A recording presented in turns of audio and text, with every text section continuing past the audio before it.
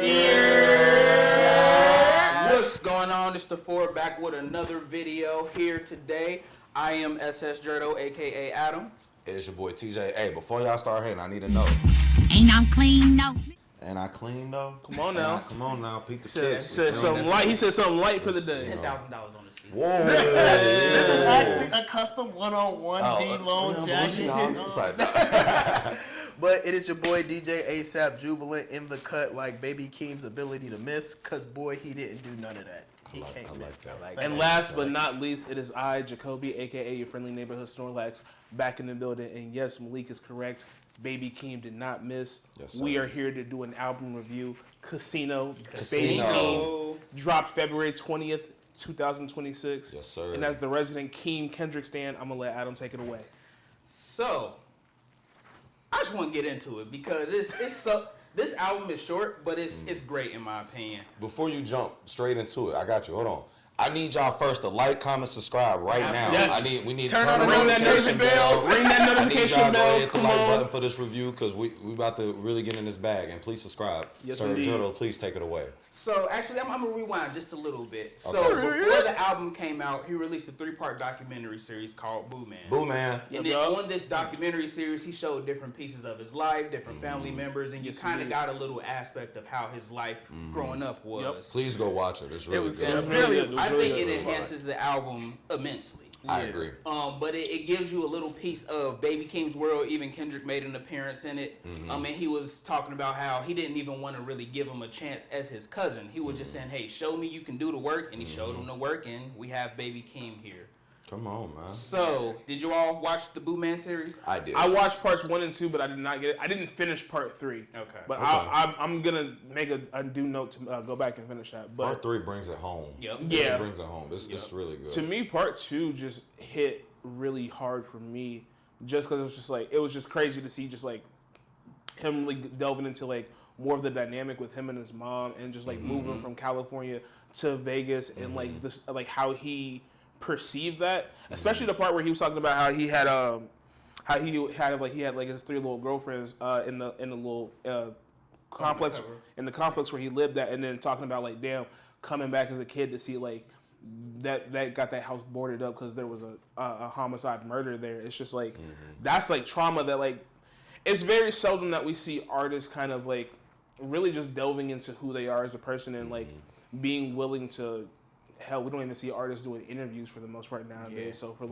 for him as an artist to put out a documentary of just like exposing that side of himself, being vulnerable, and just being like, this is how I was raised, these are the circumstances that I grew up with, and the harsh reality that I had to deal with and live with, that was just like, damn, all right then. I didn't know that before. And to add to that, his family moved to Vegas from Long Beach because they thought it was cheaper, and they thought it would be a safer environment for Keem to grow up in.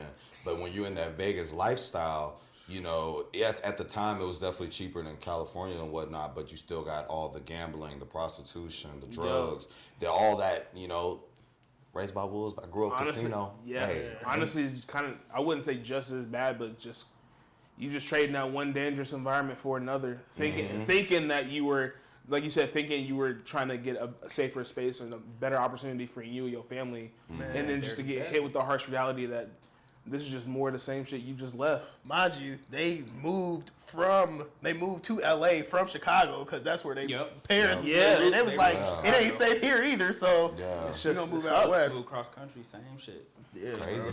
That's another story. Yeah, for watch another- that documentary. Yeah, man. definitely do It's so. good. It's only 3 parts, like what, 14, 15 minutes each episode. Not too long. Nothing too long. So we're gonna kick it off with the first track, No Security, which is a double entendre. First bar, No Security, I'm with gang gang.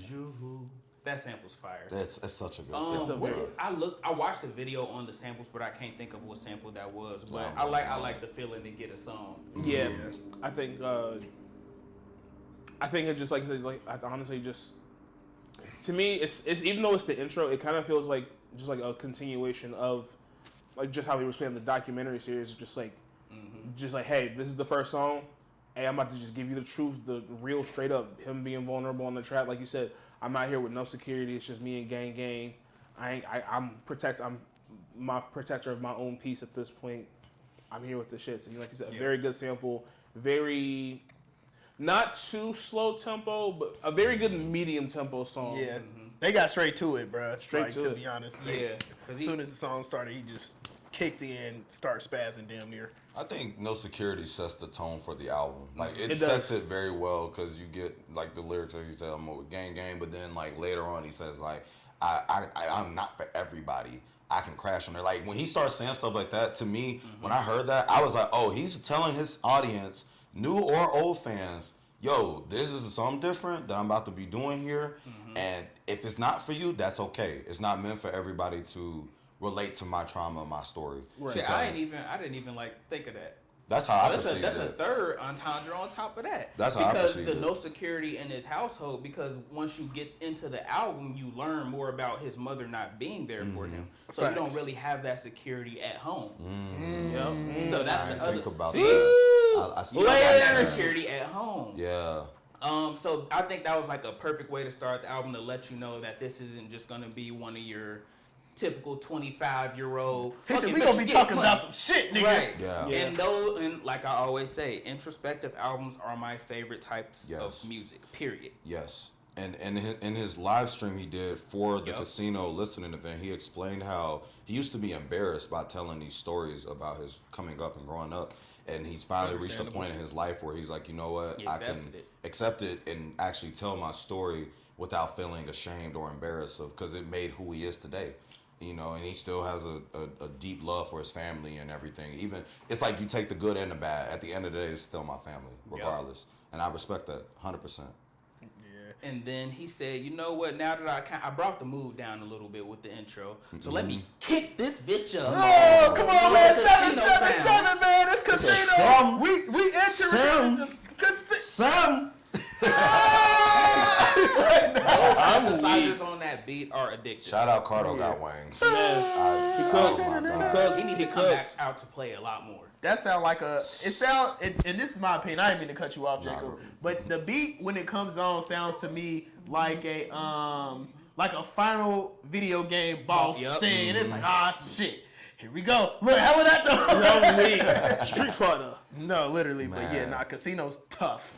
I love that track. That it passes the car test so Absolutely. well. Oh, absolutely. So well. Without fail. I like the transition from No Security into Casino with the sound of roulette wheel. the roulette wheel starting it up. To me that's perfect because now again, obviously the name of the album being Casino, but that to me that Title track. that's the perfect way to take you into the feel of, hey, what better way to show that I was raised in Vegas, gambling headquarters for the United States the of the world. Just hey, let me show you where I'm world. from. What's the first thing you think of when you hear Vegas? That same roulette wheel. So I think that was just very damn, just a way to, like you said, just a okay, paying homage to where you from, but also kickstarting the album, making you, like you said, passing the car test of like, go from here and let's go here, run into it. Just hyper overdrive. That shit is gas, bro. I have no complaints on that bass knocking. No, Bro, just bro. ooh. Yeah, the bass goes crazy. And when you said with gambling, like I also look at this project as like he took a gamble, aka a risk, on even sharing his life story this way on his album. Again, going back to like this is not for everybody. You know, he still tried to keep the traditional Baby Keem in there. And what I love about tracks like Casino and some other songs, it has those really hard hitting trap beats and like certain like subgenres of like those instrumental choices and production.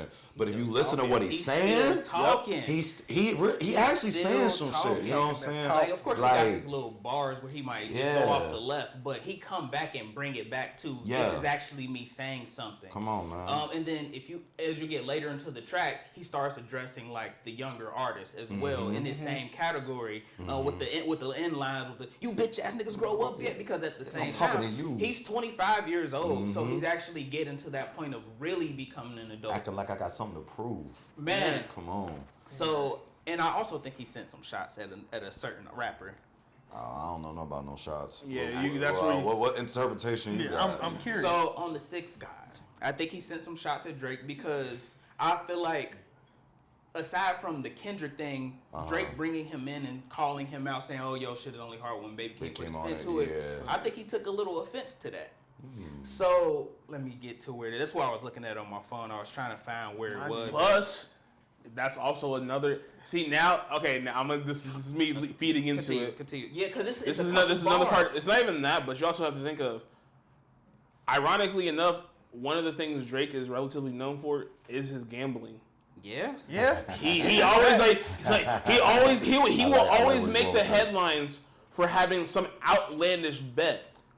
Boy. Even the Drake curse of like whatever team Drake happens to bet on, that happens to be the team that ends up losing more often than He not. lost with the Patriots bet. Yeah, Super Bowl. that's so. It's like that's ironic because I wouldn't even have considered the shots like that. I wouldn't even consider that. So that's very interesting and telling in the sense of itself of that. But and it don't know that Drake took Baby Keem off of Wants and Needs, right?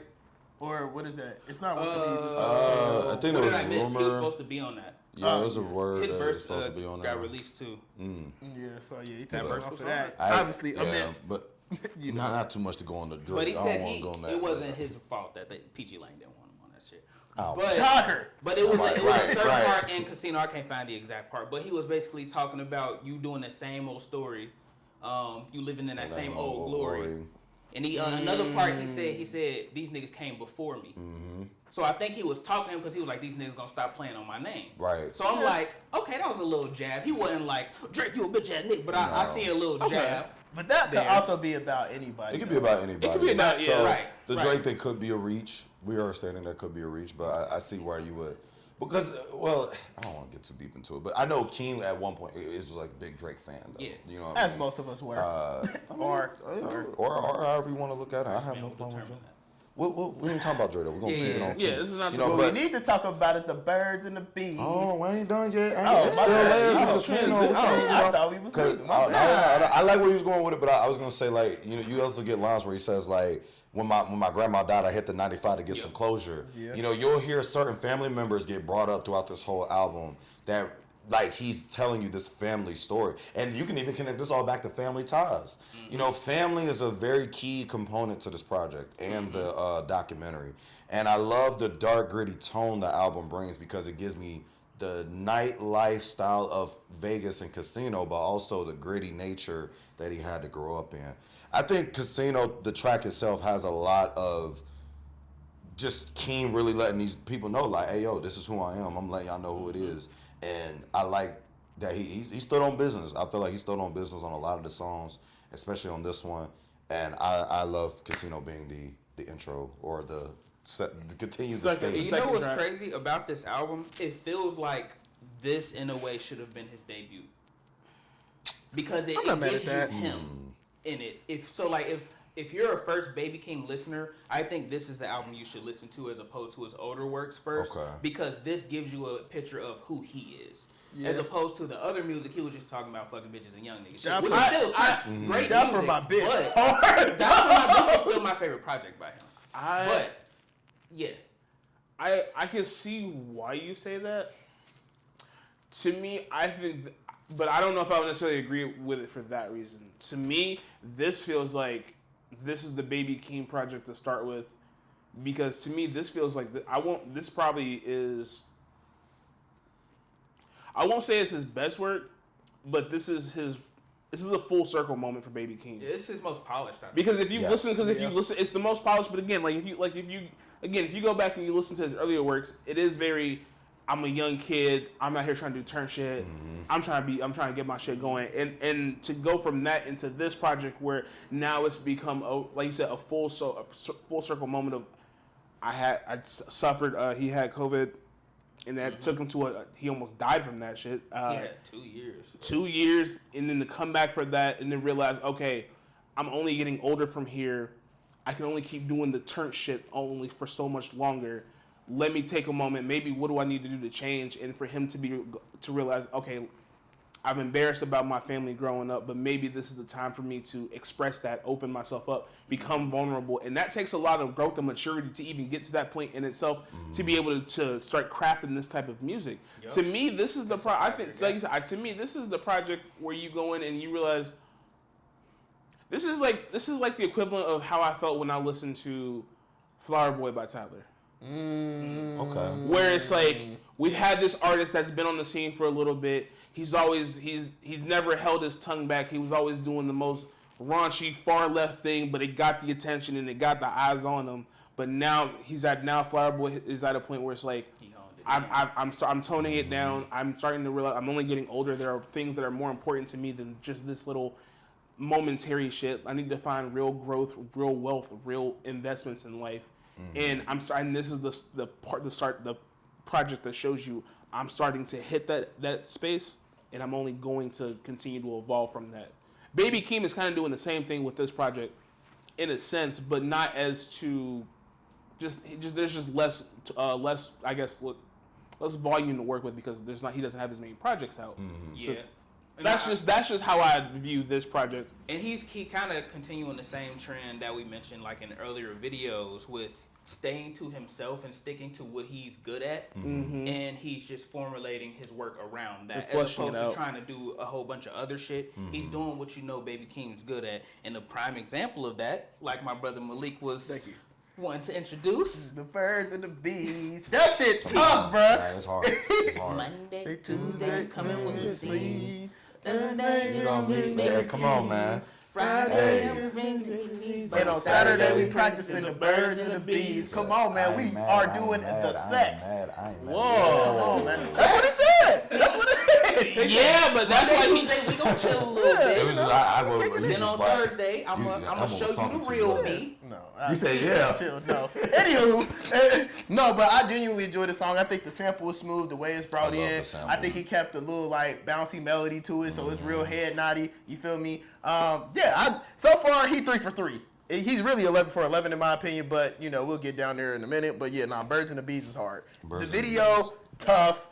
Desmond being the hood meme or the hood mom. Yes. That shit was comedy. That was funny. He said, "Damn, bro, she drained your account." Damn. And he was a part of the live stream as well. Yes. Yeah, that was fire too. And I forgot Shorty name that was in the video as well. Larja. I don't know her real name. I couldn't tell. I remember seeing it, but I can't. The casting was great. I'll just say that. The casting was fire. Birds and the Bees, typical Keem. Yep. I feel like it's what he's always done in his bag. And I don't really have much to say about this. It's a heater.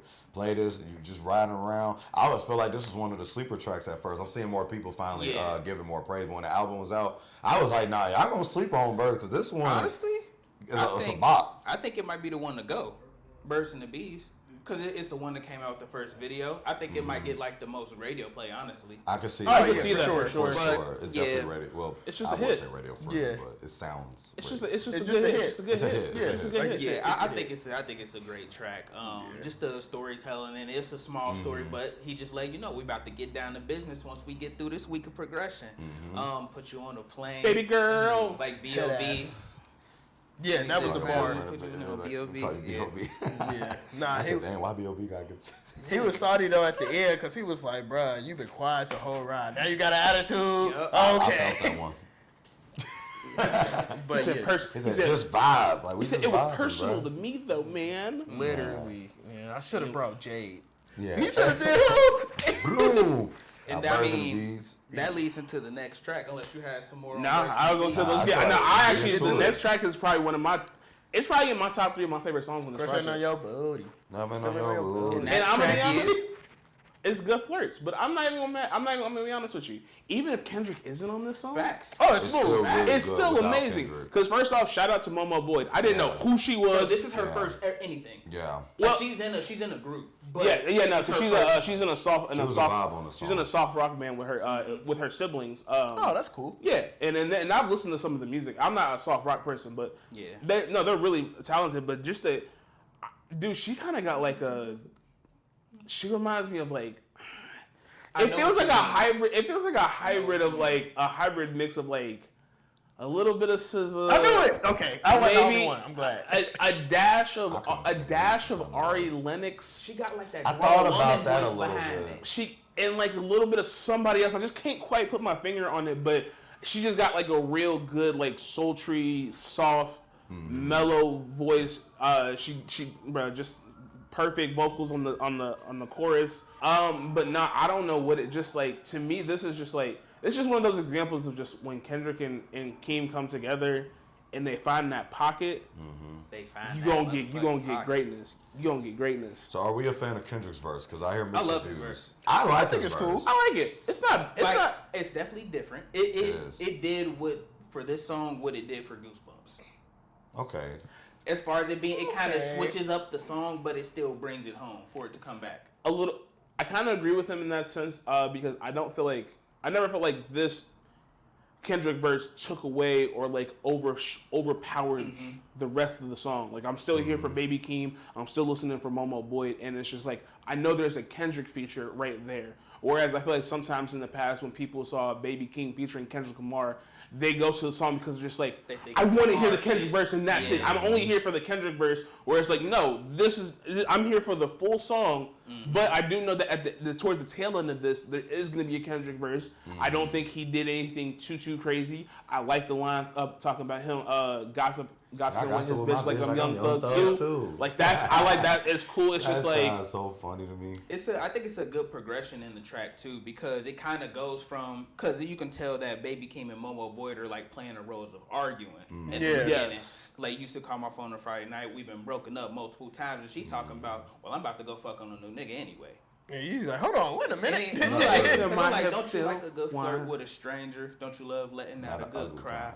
Man, yeah. Come on, man. And she ain't coming home on a Friday night, so you can tell the verse is kind of him running through how he feels about that, and then when you get into the Kendrick verse, it's kind of like the parallel because after you get over those breakups and all those bad relationships, you get to an actual real love relationship. I never knew a love like this. Shout out hip hop, man. Shout out Common, would have thought man. Cole and Kendrick would have interpolated. And he goes through the verse like progressing through.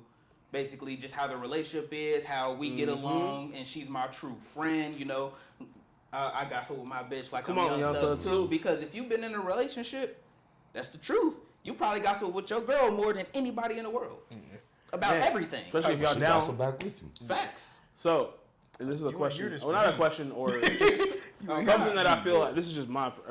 I low-key with the Kendrick verse. This is the last thing I have with the Kendrick verse. I feel like we don't get this Kendrick verse. Or if we had not heard Mr. Morale and the Big Steppers. This Kendrick verse feels like an extension of that. Not nothing that was left off of the album or it was meant for that album. No, this feels like an extension of that. I think it's just part of the growth and maturity. Yeah. I can hear this on like Die Hard or like type shit. Yeah, or something else. Yeah, it's on the album. So on the couch with it, watching Sinners. Who you at? On the couch with my favorite sinner. Fuck that bitch. I was about to. But you just convinced us. He said, I thought this verse was hard. I like Kendrick's verse. I kind of hit all the points, but I like Kendrick's verse a lot. You know, and then we get. If you notice a trend on this album, it's like Keem gives you like a somber, chill track, and then he brings the energy back up. And then we come back down. So like Birds and the Bees and Good First was like a good vibe, and then we pick it back up with House Money. Boy, still playing on the theme of a casino. Still playing on the thing of the house money. You know. Hey. Come on now. That's just another one on. We got Kendrick coming in on the hook. Feature, yep. Come on. Yeah. Like, that shit come in thumping, bro. I just, the way he started the song, it can hype you up just from nothing. Pussy nigga. What is your about the house? What is your Yeah, bro. Just like I had to jump off the porch. I had to give it around. Pussy nigga. But like, then it's just like, I just love how the gritty sound it is, man. Like it make you really just want to go ride at night. Just it almost make you want to be up to no good, but you know, like, you just vibing. Yeah. But again, like you know, he's still talking his talk on there. Like I like it, man. Like, and then but that's a very good way to put it because this kind of, like you said, the grittiness of the way the drums hit kind of makes you the tone of this song is very unpredictable. I want to be dangerous, but I gotta keep my head on a swivel, and I feel like that might reflect some of the, like you said, going back to the nature that the area he grew up in. That might have been the nature of Vegas, where it's just like the streets are always gritty because like I go outside. Prostitutes and pimps on my left. I look to my right. Niggas selling drugs and shit. It's just like it's like you just because I've never been to Vegas, so I can't. I don't know the environment. Still trying to go. So but it's just like I can only imagine just like having to see that and it's just like damn. I'm playing with house money like That's all I got right here. Like I can fuck around, but if I fuck around, they gonna get me on the back end, and I'm cooked for real. Like, so no funny shit. Vegas itself, away from downtown, is like just normal suburbia, bro. Like there is nothing there. Like it's a baseball field every 2 blocks. Like it's very suburban. But the closer you get towards Sands Avenue, which is the Strip, is the more like active it get, right? So like depending on how close he was living down to like that area, I could definitely see like that point being true, because like literally it's gambling is so bad out there. They got slot machines in the grocery stores, bro. I kid you not. They got it like that in a couple places. I've It's like that in never Illinois too. In the airport when you fly airport, in, yeah. they got slot machines. They got slot like, bro. It's every in the I was in Kroger. Give us your money. Look Not to the literally. left. it said whether it's for groceries or gambling, pick one. Pick Literally. one. But yeah, nah, I definitely I got a couple dollars. can see that point depending on how close he was living to that, or even the old Strip. Because they do also apparently do not go to the massage houses in there, because apparently they are really like that. If you picking up what I'm putting down. Gotcha. Oh man. Heard. See, and I like that like Kendrick didn't have a verse on here. I do too. Yeah. Because I think that would have kind of actually took away from the effect of the entire project, because everybody would have ran to it because of Kendrick. And I think he did just enough with the chorus. I agree. Walking in the party, I don't fear nobody. nobody. What the fuck? Powered up. Who gonna stop me? Come on, He a man. dub. It just you just want to, Real nefarious, bro. you know, you just God, really mob just it, gotta man. mob. Talk about some. Like, Hey, it's y'all just- might want to watch out for, bro. He might have a thing on him in the corner. Yeah. Not quite literally. You know, so we go from that. You know, I don't think there's really much else to say about House Money. I don't. What it Yeah, is, House man. Money is hard hard. track. It's in my. You know, It's in the it's in the playlist. you know. So then we It's on the speeding track list. it's definitely on the speeding track for Oh, for sure. That song will make you want to hit a little quicker, you know. And then we transition to another talked about I am song. not a This lyricist. is Come on, I am man. not a lyricist. I am not a lyricist. And I like that he named it that, because I do on too. the track, while he was actually being a lyricist, he was kind of running off of thoughts that it appears that he was just coming to mind as he was rapping. So as he was doing it, he's like, I'm not a lyricist, but I'm still speaking my words and letting my voice be heard. Yep. Yeah, facts. Just So, yeah, I really like this track. just to, like you said, speaking my voice, speaking my word, and just again, I'm deciding to be vulnerable in this moment with you all. Whether this is for you or not, this is going to be here.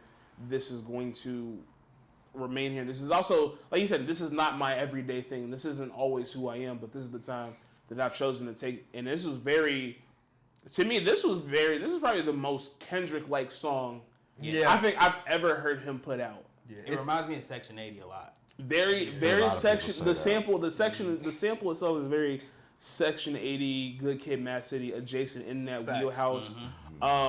The monotone he chose to do. I was talking with on the way here, and it was like he definitely sounds like Andre 3K. He does. For sure. Like the first time I heard it, I was definitely looking like. He said, "No, wait a I was minute." like, Mr. Three Stack?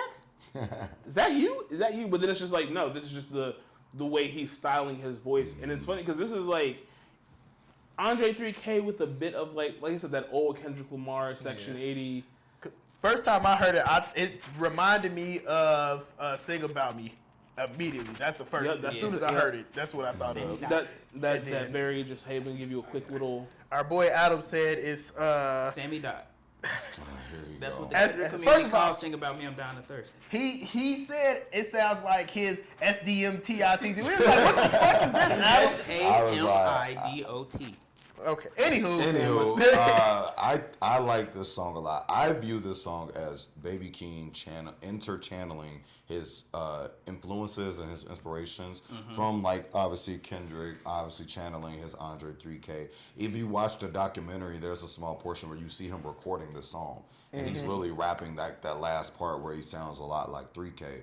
And I just look at it as someone who takes a lot of influence and has like, hey, I want to do a track kind of reminiscent of how some of my favorite lyricists rap and do it in my way. And yeah, I may sound like this individual, but that's like the influence behind it. And I think he did a good job of painting out that story. I mean, like when you listen to the lyrics even on the song too, like he's really like telling you You know, outside of I am not a lyricist, but you know, these are some of the things he had to deal with growing up. You know, yeah, a child with the wolves every day I am, and then like he referred to himself as that slot machine that nobody helped. Because you got to think they're in Las Vegas. It's kind of a double entendre of being a gamble, and his family, the surroundings he was brought around, is not what you would want to bring around a child that you think is going to be successful. So it's like it was that slot machine that everybody see go by, but they not actually pulling it to see. And ironically, it's the casino because he is the jackpot. Baby Keem made it out and did what he was supposed to do, but nobody ever thought it because of his circumstances. And I think it was a good example of how he kind of just ran through that. He said his auntie was a prostitute, sleeping with the ice cream man to get some money. His uncle sold his mama drugs.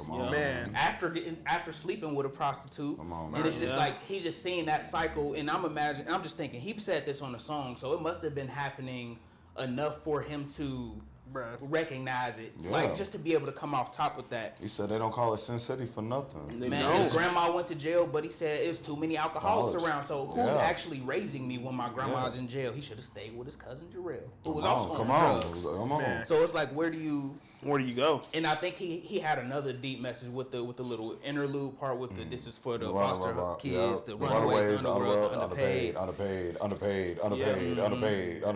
But like. Yeah. I can see him talking to a lot of people that has been in a situation or something similar. That's why I really love this album, because it's a lot of substance in this. And I'll circle back on my thoughts on it once we get towards the end. But like, and that's a real line, because there are people out here that think that like whatever they may be going through or any struggles that they're facing, they may feel like, oh, I'm the only one that's going through it, or people like me don't have an opportunity or a place to speak out or about it. And Baby Keem just like, nah, big dog, if y'all are like me or can resonate, this is for y'all. Like, y'all are seen, y'all are heard. Like, don't think y'all are alone in that type of message and fashion. But like you said, there's definitely a lot of substance to this album, but at the same time, and that's why I like this album, because there's a bit of duality in the sense that if you want to listen to this just to have an album that's going to, like, if you want to hear, like you said, I want to hear that shit that's going to make me go down the highway at 80 miles an hour, cruising, windows down, blasting loud music, there are songs for you on this. But if you want to hear that introspective side of Baby Keem and you want to get a chance to understand who he is as a person, you have that as well, all within the same album. So with that, we pick the energy back up. Too much sex appeal. Too much sex appeal. This shit hard, bruh. People be hating. It's definitely, I can see some West Coast kids out here jigging. It's hit or miss. I've seen a lot of more people come around to it though. Mine is Too Short. I don't like Too Short. First Too of short. I like the Too Short. Got a church girl singing. Come on now. But I'm not a fan of Too Short. Period. I respect what he do, and I know he's a legend on the West Coast, but that's not my no. That's CeeLo. Let's obviously talk about the most important bar. Come on now. He met a freak from Cincinnati. Stay with him. Check your exes. Check your old vibes and or whoever. Oh God! So, if they went to a Baby Keem concert, they may not be safe. Thank you, the freak from Cincinnati, because he gonna have a banger show when he come here. Yes, yeah, it had to be on that first stop last year. Because it was the first stop last year, wasn't it? Yep. He met her. Well, no, he said he met her in Miami. He met her in Miami, but she was from Cincinnati. Yeah, so. It could have been spring break. Someone been from Cincinnati could have been down there. It could have been. You just never know. You just never know. Freak is, comment down below. Not to me. I'm married. Exclusive interview on the way. That is hilarious, bro. But no, I producer in the back is saying Patreon. But I also think that at the same time, I do think that this song is also a little bit. To me, the underlying message in this, and this is just me picking it apart in real time, too much sex appeal. You're a young kid in Las Vegas. Whether it's a prostitute or just somebody out in the night, there are probably a way more women coming up to you for whatever reason, trying to like, hey, you got a couple of dollars, whatever it may be. And for a young kid, it's just like, oh shoot, this is too much. Because again, like, you know, young kid hormones, like, whoa, now I'm at a party or something, and like, oh, there's this one shorty, oh crap, I've been lit, I've been drinking with the gang. I'm not thinking in my right mindset. All right, cool, let's just go have a good time. But it's also just like I think it's just like a fun like party I track. feel like this is Something fun that like I think this is also the lifestyle. You just talking about the lifestyle. the lifestyle. I fuck with that. This is a very TikTokable song too. For sure. I could definitely see this on TikTok. I thought Too Short's verse wasn't bad. I don't think if Too Short wasn't on there, I wouldn't be mad at it. But I think just like you said, having one of the OGs on there, like I say, he when it comes to the pimp lifestyle.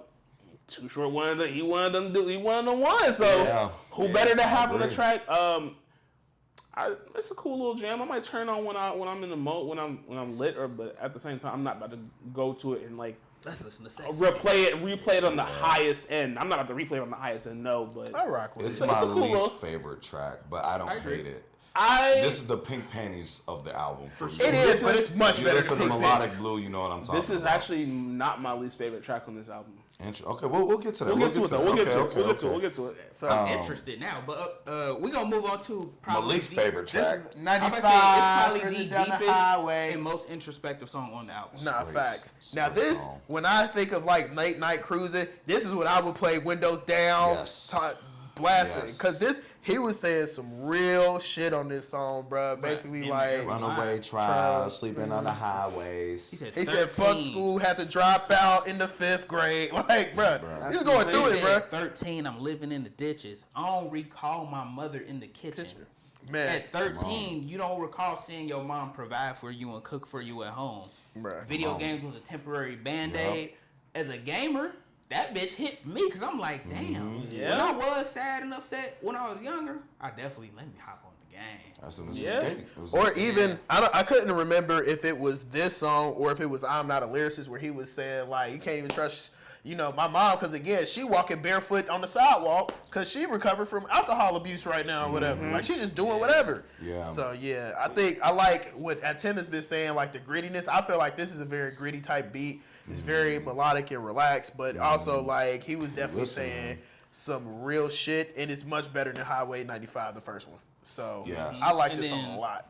He was like, I got my clothes from the church last Friday. That just lets you know like the poverty that he was in, and the fact that going back to the intro track, no security, I hit everything, can't trust my Uncle Andre. I thought about that too. You're at home and you can't trust that your shit's not gonna get stolen and sold. Yeah. That's insane. Bruh, By your own family. By your own family. Hey, But I think that, and we'll again, we've been saying this all the entire video, but again, just to see the type of circumstances that he had to grow up and live with, where like we're sitting here saying like a lot of people couldn't even begin to like fathom or understand or even be willing to put themselves in that type of scenario. Yeah. So it's just like I think that also just lends to the resilience and the grinding, tough wit nature that Baby Keem has of like, bro, I really was out here sleeping in ditches. My uncle sold my Xbox for some drug money. Like I really had to survive dealing with all this bullshit, and now I'm on top. So it's just like the fact that he chose this moment of like I'm finally back from my 2-year hiatus. I've been going through some of the worst shit ever, and this kind of made me realize that damn, the shit that I've been through and the shit that I had to experience is something that not a lot of people could do.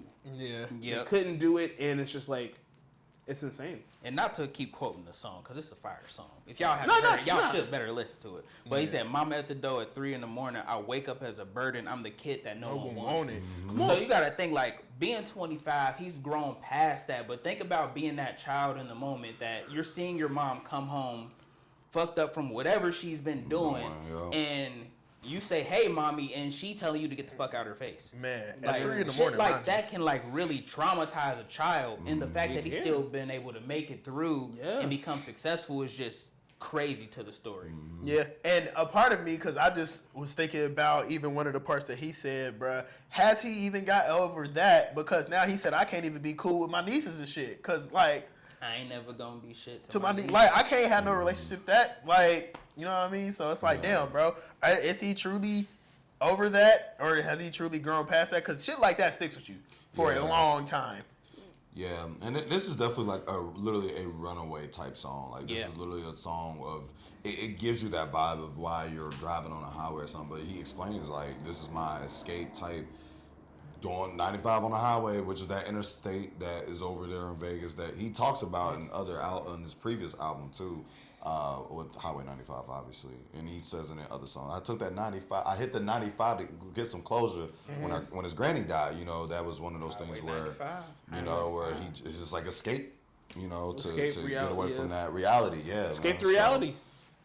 Yeah, bro. Shout out Highway 95 Part 2. One of the strongest tracks on this album. Yes. One of his best tracks he's ever made. I agreed. Actually, this probably is going to be my favorite Baby Keem song ever. Personally, I like it a lot. So yeah. And then we get into my Go opinion, dummy. the hardest song on the We just project. go dummy here at this point. They said, and fuck all this sad shit. Circus again with the same flow of bringing you down, then coming right back up. Right back up. You down, bringing you right back We up. teed up, have you looking out for trouble. Yeah, Circus come on, Circus man. freestyle. Wow. If you're a Baby Keem fan, you know he's released, I believe it's 4 now, freestyles. It was French, Naked Freestyle, Circus, and I can't think of the other one. But all of them are hard, but this one, This the one. he unlocked a new personality. Everybody talks about his voice changes throughout the song too. Bruh, Yes. it's 5 niggas on the track and it's 1 nigga. I swear. No, literally. really. No, literally, it's just. Oh, Yeah. hearing the beat, the whole time it was us. While we was outside, you was inside. We was outside in the mud. Hey, Nigga, come on, whole bro. time. Like- This song to me this highlights his genius when it comes to production. Production and creativity to be able to kind of transition, because we have the beginning of the song, we have like the little monotone intro where it's just like that bass, not really a bass line, but kind of just like that little hum, the underdrone hum, and then you get that first bass drop, and you was just like, hold on, wait a minute, because it's funny, because I remember when I was watching a live stream, and because I was also in a PlayStation party, and this song had started. I forget what part it was, but I just heard I think it was the first beat drop. I snatched my headphones off my head. I said, wait a minute. I said, I literally, I grabbed, it was on my laptop. I literally maxed the volume button. Now I'm like, hold on. I'm like, all right, now. Nigga, whole time it was. I'm like, and I literally texted in the music chat. I said, I need this in my DSP now. He did, actually. Because I already knew this is gonna be my favorite song on the album, though. Bro, like this right here, dog. That Bro, I was looking like, damn. It's literally one of my favorites. I said, damn, I wish I had dreads so I could shake them up. But this is just literally one of those like infectious songs where it's just like, to me, I was just like, damn. The same way that what was the last freestyle he did? Naked Freestyle Naked was the last Freestyle was one. the last one. That was the last one. French Freestyle was on Die For My Bitch. What song? The other song with him and Kendrick. What am I thinking of? Family Ties, Rain. Family Brothers. Ties. To me, I was like, this is Family Ties Super Saiyan. I ain't even The think same, about the that. same. I would say This is And the same. No. I don't know So this is what I mean. is. This is to me, this is one of those songs where it's just like, you're listening to it for the build up. You're listening to it for the moment where everything just collapses all together and it's just time to let loose. Family Ties had that with the initial beat drop. After the horns. This song here does the same thing with a different set of horns. You just waiting for it to drop. Talking about some nigga whole time. And when that happens, literally when that happens, literally the crescendo. To me, the crescendo just completely drops down. Facts. That bass line. Windows bust open.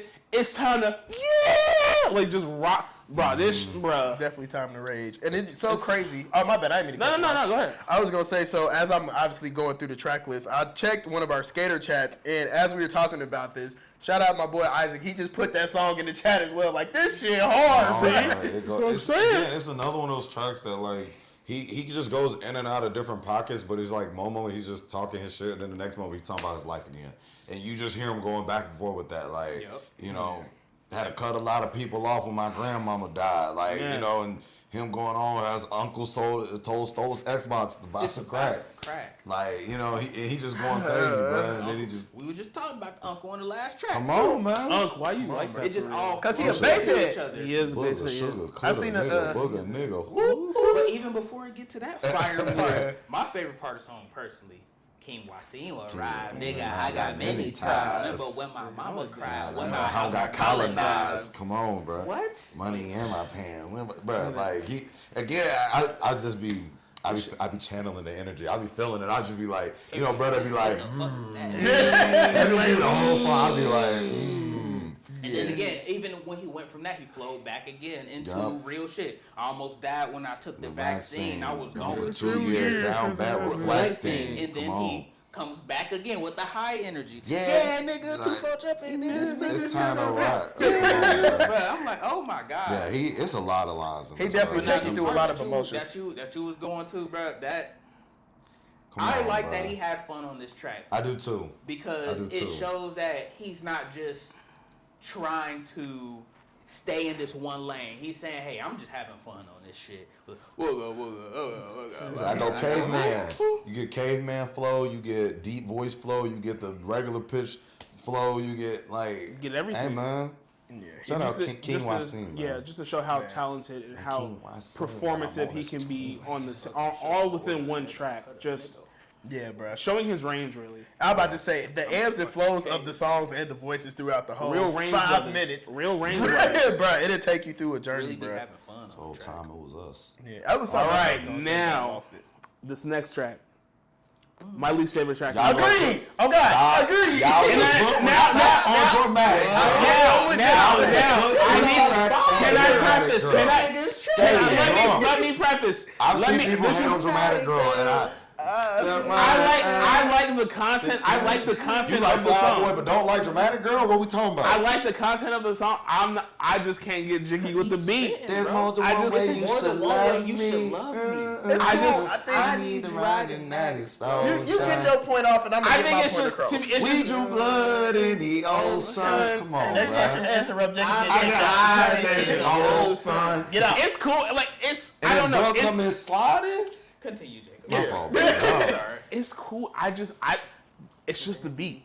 I don't know why. It's just the beat. It's just a little too It's just a little too. I don't know what it is. Too happy, bro. It's not even the fact that it's too happy. It's not even the fact that I won't say it's too happy. I think it was just I think really a lot of what it is just my endorphins are probably still so maxed out and stemmed from Circus Freestyle that it takes me a second to get into let me calm back down and actually listen to what he's saying. And I like the song.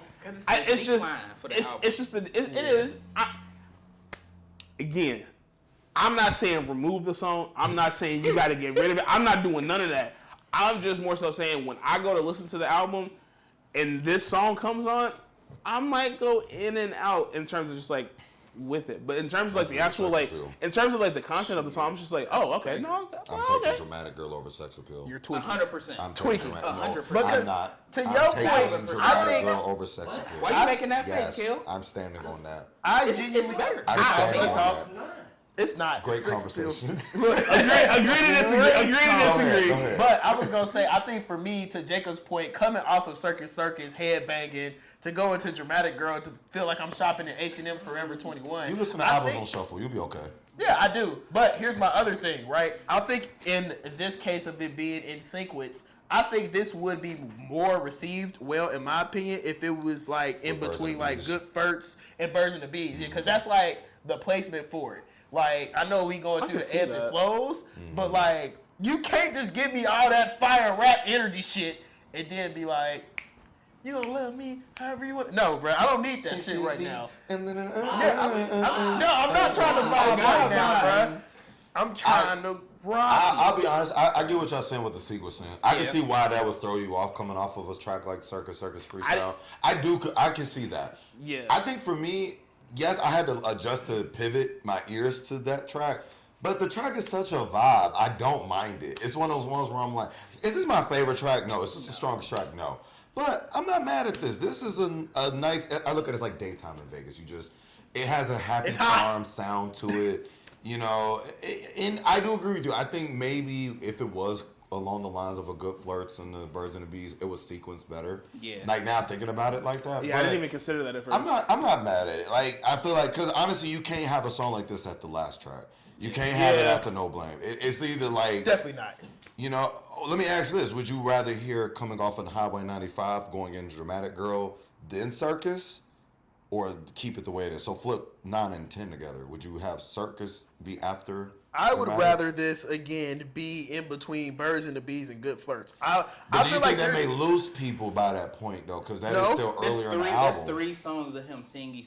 Yeah. I'd probably say maybe between I'm Not a Lyricist and Sex. I was about to say that would be my second place agree. to put it. I But agree. where it is now, at between track 10 and 11, or between track 9 and 11, I don't.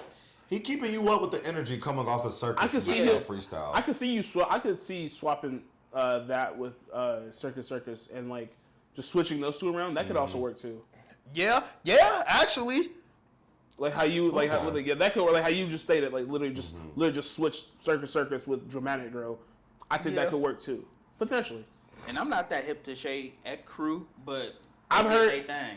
He got a song with Tiller that I really like. He's been around. It's just the first time I heard him was he was a feature on a song with Nia Sultana, and he had like I kind of put him in the same realm in this, because that was my first time hearing him. I almost put him in the same realm as like a Foggy Raw, where like he can go and spit a verse if you need him to. But if you want him to do like a more like vocal sing-songy type of thing, he can also do that as well. He kind of like he can teeter the line of both, but still give you good quality either or. You know who he gave me the vibe of? Who?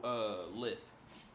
no. On that verse, just on that verse specifically. The background music guy, don't worry about it. Because like it just you can actually hear the words he's saying though. Yeah. But I get what you're getting at though. Just like how it flows into it, and it kind of blends in with the beat. How his voice comes in with it. Okay. Well, now we get to the last track, which I think is in my opinion, I think this is one of the best Baby Keem songs that he's ever put out. It hit home for me. I can see why you say that. I run away I did on this with- Mother's Day, so good, but I said this song. This is a deep. really great I don't blame you, Mama. outro song. I'll say it's a very good outro song. And then you get the better luck next time. And it's just like, when I really look at the theme of this album and in this song, like Keem only been playing with the cards he was dealt. Yeah, you can't choose your parents either. You know, this is what he, but he also I don't blame you, Mama. Like, it's that I'm accepting, like, I still got love for my mom, even though these are all the things that's happened. I think the line that, like, really stands out to me is, like, when he says, like, I was only, or the way he says the father, like, I was your baby mama, how you leave your baby mama. Yep. And I was like, he was talking to both his parents. parents. I was like, because the father left, Yep. but then how you neglect your own baby mama, like, it's like, That's tough. yeah, drugs, you know. alcohol, and all that. It was earlier in the album we didn't talk about it, where he was talking about his dad, and he said he met his estranged dad. Oh, yeah. And he said we It's should best probably we stay estranged. Yeah. Because at that point you grown and rich now. Now you're just now meeting your Now dad you who wanna was come back never there. around, yeah. Nah, we strangers. Cool. But No Blame, it hits a lot personally for me, because if y'all don't know, my mother passed away recently. So it's like our relationship, it wasn't as bad as theirs, but it was on the same line. And it was like, as I got older, literally around the age of 25 like he is now, I kind of came with that acceptance, like, okay, my mom's her own person. She's not just my mom. So she goes through her own shit every day. So, like this song, that's why he come to the realization, I don't blame you for the shit you've been through. Chicago streets, the Chicago streets you've seen been weighing on your conscience. So you got to think, this woman's coming from Chicago to Las Vegas with her family, and then she thinks things are going to get better, but no, she falls into gets drugs, worse, and it just gets worse, and it goes downhill, and now you have a child. And instead of actually doing what you're supposed to do as a mother, you're so lost that you're now doing whatever, which makes him feel the blame, like, damn, am I the reason that you're fucked up? But no, he finally comes to that realization. His mother's still living, so he still has time to actually talk about that and possibly get better. Yeah. But if you've seen the live stream, he also mentioned that he hopes she hears this because he doesn't know where she is. He checked her into rehab, but she left like as soon as he left. Yeah. So he don't know where she is currently, but hopefully they can finally get to a better place. But that song really hit home for me, because I'm like, damn, I don't blame my mom for the things that she's been through, and it helped our relationship in the later years as she got older. But I definitely felt that one. Yeah, there's a lot of lines. I mean, he's like, I just want to play with toys. You and grandma fighting for me. CPS is at the door. Facts. You know, like smoking cigarettes. The house made it haunted. Skeletons in the closet. Spent my birthdays running from it. How you pregnant with a Xanax in your stomach? I was like, Man. I said, who hurt you? His Well, family. I You know. know who hurt him. I know, but it's just like, I seen this is not funny, but I seen a tweet where somebody was like, I don't know what family issues Kendrick and Baby Keem got, but y'all shit is fucked. Like, Yeah, they willing to cut them up. yeah, they was like, they talked about it yo. a couple times. But one thing I do wish he changed about this song specifically is I wish the last part was louder and not hitting behind the I'll run away on Mother's Day. So cold Shout out that to James I don't Blake feel sample, love too. today. I wish that part was louder and more fleshed out as opposed to just as a little background track. That's the only thing I would change about that song though. But I also think that reflects. I think that also reflects his relationship with his mom and just the fact of like, as much as I want to be able to project out that I would be willing to run away on Mother's Day. Maybe I'm muddling that a bit because, regardless of what I've been through, at the end of the day, you're still my mom, and I still have that love for you, and I still care about you, and I still want the best for you. So it's just like, as much as I would want to possibly run away on Mother's Day, and I want to be able to proclaim that, I can't just proclaim that because I know that there's still a part of me that still has that love for you, still has that care for you, and just wants to see the best for you, even if you never really had the best circumstances for you to give me the best for me at the time growing up. So I think that just, like I said, and then just again just like the willingness to be vulnerable and be open with his upbringing, his lifestyle. I think unfortunately that you only get to that when you either go through a massive undertaking, kind of like how he did with like almost nearly dying from COVID, because again I can't speak to how bad it got, but if you're thinking you're almost approaching death's door, like that makes you sit back and reanalyze your entire life, and you just like you start to reconsider things and just like, wow, if this were to be the end, like would I have this regret because of the way that I carried my relationship with my mom and my parents? It just that takes a lot. So I think just to be able to do all of that at the age of 25, mind you. Again, like you said, you're still very young, but it's just like a lot of 25-year-olds aren't willing to make that revelation, and if they are not willing to take that and then put that on as big of a platform as he did, and just be like, this is what I give to y'all. And in essence, what he gave to us was himself, but like again, the theme of the album, he was able to dress it up and like coalesce it with the highs and the lows, giving us good drum beats, giving us beats that we can snap our heads to, but also just like giving us time to reflect back, rolling down the highway 95, listening to this, reflecting back on our own lives. That takes a lot of skill and talent, and I think that is just a nod to the development of him growing as his own artist, but then having influences like Andre 3 Stack, Kendrick, and other influence to be able to reflect that in his music. Impressive, just impressive. Hats off to you, Baby Keem. I can't say much else about it. Hey man, when you turn 25, you know that frontal cortex developed, bro. So you start seeing a lot of shit a whole lot differently. Yeah. So. And I that's Casino by Baby Keem. I would probably say that I'm not gonna go out and jump on a ledge and say it's album of the year. He already said that, y'all. He definitely No, said it. I said it's a candidate for it. No, I didn't say it was I said it was a candidate for it. But I definitely will say off rip, this is definitely going into my top 10 albums of the year. Easily. Oh, for sure. Oh yeah. And then, 100%. another thing that I really, really enjoy about this album is it's only 37 minutes. It's Right. a short runtime, and it gets his messages across clear and concisely. Yeah. It doesn't need any extra tracks. It doesn't need any more. But I do want a deluxe. I do want a deluxe. But I think it wraps his story up perfectly in those 11 tracks. Really should have been 12 because on the vinyl there's an additional track. But yeah. You know, I really like this album. I will say, for me, and this is what I was going to reference earlier when you were talking about Baby Keem's previous projects. For me, this is his strongest. I've only listened to Melodic Blue and this. I've heard bits of Die For My Bitch, but I didn't really go hard. Like, I didn't really listen to that. But I say all that to say, my first listens to Baby Keem, he was just kind of like, oh, he's just a young dude that just like talking about rapping about being with women, doing Young Turk shit. That's literally all I thought about Baby Keem. Now, he had highlights in Melodic Blue where he kind of talks about certain family issues, like on a Scapegoat or Issues or Scars. You know, and even on the deluxe with Highway 95 Part 1, and I think there's another track you got on there. But this, to me, is the strongest in terms of, again, it has the substance, I have the turn up, I have the replayability. I have caught myself letting Blame play, and then the album starts back to No Security. And I have perfectly.